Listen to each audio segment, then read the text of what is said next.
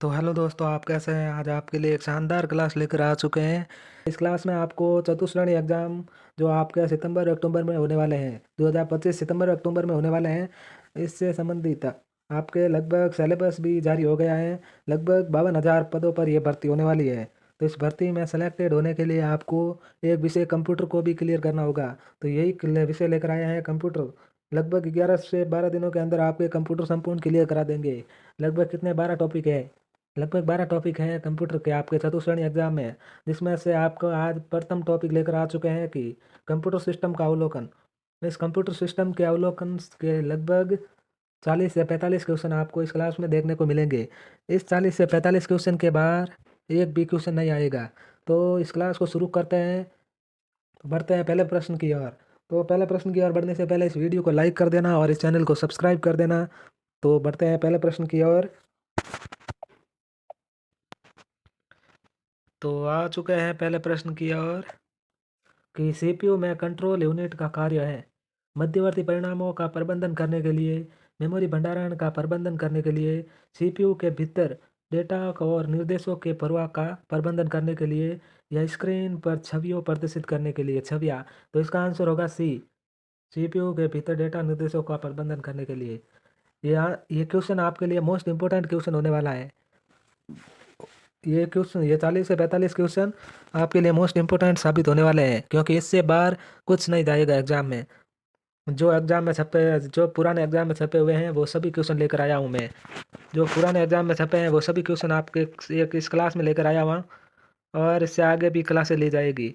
तो अगला क्वेश्चन क्या कह रहा है कि वर्तमान निर्देश के निष्पादन के बाद मुख्य मेमोरी से प्राप्त किए जाने वाले अगले निर्देश का पता कौन सा सीपीयू रजिस्टर रखता है? एमडीआर, एमएआर, या एक्सूमुलेटर, या प्रोग्राम काउंटर पीसी। तो इसका आंसर होगा क्या?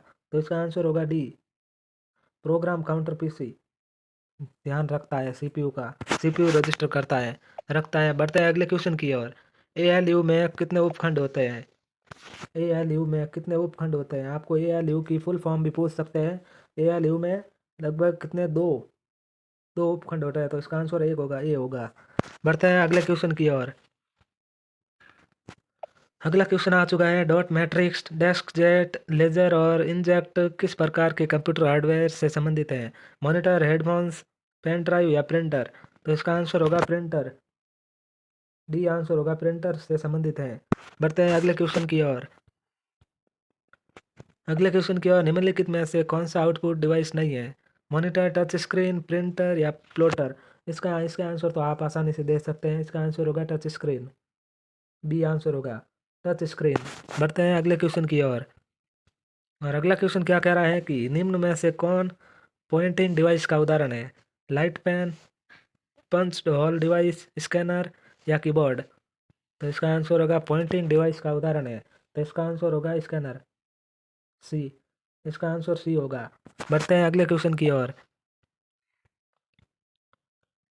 तो आप बताइए ये क्वेश्चन आपको कैसे लग रहे हैं? ये क्वेश्चन देखने को मिलेंगे हुबहू आपको एग्जाम में। तो ये 8 से 9 क्लासें जरूर देख के जाना दोस्तों एग्जाम देने जाने से पहले। क्या कह रहा है, कंप्यूटर सिस्टम में निम्नलिखित में से कौन से प्राथमिक कनेक्टर शामिल है? Power, keyboard, printer, display. तो इसका आंसर आप देख सकते हैं, थोड़ा नीचे चलिए। इसका आंसर होगा ए, बी और डी। सही है, ये भी सही है, ये भी सही है, ये भी सही है। ये गलत है, एक सी गलत है इसका। ए, बी, डी सही है। बढ़ते हैं अगले क्वेश्चन की ओर।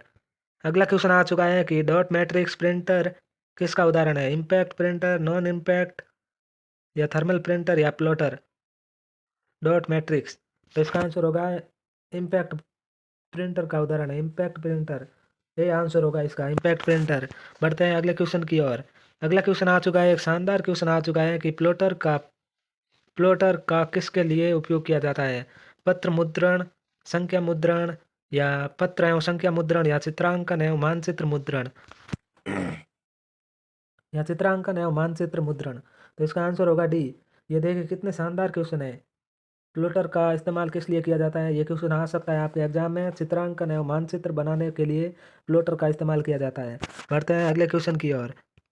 अगला क्वेश्चन आ चुका है, सीपीयू सेंट्रल प्रोसेसिंग यूनिट। आपको सीपीयू की फुल फॉर्म भी पूछ सकते हैं। ये रही देखिए, सेंट्रल प्रोसेसिंग यूनिट। का कौन सा भाग नहीं है? Arithmetic, logic unit, control unit, mouse या मेमोरी? तो इसका आंसर होगा ए, अर्थमेटिक लॉजिक यूनिट। ये एक सीपीयू का भाग नहीं है। बढ़ते हैं अगले क्वेश्चन की ओर। अगला क्वेश्चन एक आ चुका है कि निम्नलिखित में से कौन सा कंप्यूटर की निर्गत युक्ति नहीं है? मॉनिटर, प्रिंटर, स्पीकर या इमेज स्कैनर? मतलब ये पूछ रहा है कि कंप्यूटर की निर्गत युक्ति नहीं है, जो कौन सी है, जो कंप्यूटर में शामिल नहीं होती है? Image scanner, D. D answer होगा। बढ़ते हैं अगले क्वेश्चन की ओर। ये क्वेश्चन सभी ओल्ड पेपर में छपे हुए हैं, हल्के में मत लेना दोस्तों। दूसरा, अगला क्वेश्चन क्या कह रहा है कि निम्नलिखित में से कौन सी अस्थायी स्मृति वोलेटाइल मेमोरी है? एसएसडी, रैम, ईप्रोम या रोम? तो इसका आंसर होगा रोम, नहीं रैम। इसका आंसर होगा बी, रैम। वोलेटाइल मेमोरी है, रैम एक वोलेटाइल मेमोरी है। बढ़ते हैं अगले क्वेश्चन की ओर। आप वोलेटाइल नहीं पूछ कर ये भी पूछ सकते हैं अस्थायी स्मृति मेमोरी कौन सी है? ये दोनों नाम सेम ही है। ये देखिए, एएलयू का अर्थ मतलब फुल फॉर्म पूछ रही है। Arithmetic logic unit, adding by logic unit, एक्यूम एक्यूमुलेटर लॉजिकल यूनिट या एल्गोरिथम तर्क इकाई? तो इसका आंसर होगा एएलयू का। एएलयू की फुल फॉर्म है अर्थमेटिक लॉजिक यूनिट। ये आंसर होगा। बढ़ते हैं अगले क्वेश्चन की ओर। अगला क्वेश्चन क्या कह रहा है कि जावा निम्नलिखित में से किस प्रकार की प्रोग्रामिंग लैंग्वेज है? स्क्रिप्टिंग, ऑब्जेक्ट ओरिएंटेड, पब्लिशिंग या एल्गोरिथम? तो इसका आंसर होगा बी। इसका आंसर होगा ऑब्जेक्ट ओरिएंटेड। ये आंसर होगा। बढ़ते हैं अगले क्वेश्चन की ओर।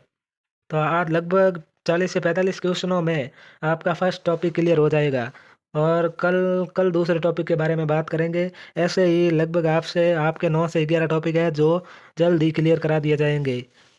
और एक लास्ट में कंप्यूटर से रिलेटेड एक महा मैराथन क्लास ली जाएगी, उसमें आप ज़रूर शामिल होना दोस्तों। तो ये क्वेश्चन क्या कह रहा है कि कौन सा गुण मैन मेमोरी से संबंधित है? इसकी क्षमता अधिक होती है, ये पोर्टेबल है, इसका जीवन काल लंबा होता है, ये वोलेटाइल होती है? तो इसका आंसर होगा डी, ये वोलेटाइल होती है। मैन मेमोरी कौन सी होती है? ये वोलेटाइल होती है। बढ़ते हैं अगले क्वेश्चन की ओर। ये देखिए, आशिकी में कितने कोड होते हैं? ASCII, आशिकी में कितने कोड होते हैं? आप वो वाली आशिकी मत समझ लेना। कितने कोड होते हैं? 256। आंसर होगा सी, 256 कोड होते हैं आशिकी में। ये क्वेश्चन आ सकते हैं, आशिकी में 256 कोड होते हैं। अगला क्वेश्चन क्या कह रहा है कि एप्लीकेशन सॉफ्टवेयर की दो व्यापक श्रेणियां कौन सी है? तो इसमें थोड़ा बड़ा है, आपको इसमें आंसर ही बता देते हैं।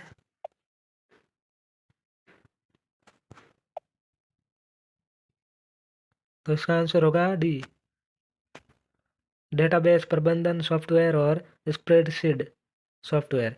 ये आंसर होगा इसका, डी। अगले क्वेश्चन की ओर बढ़ते हैं।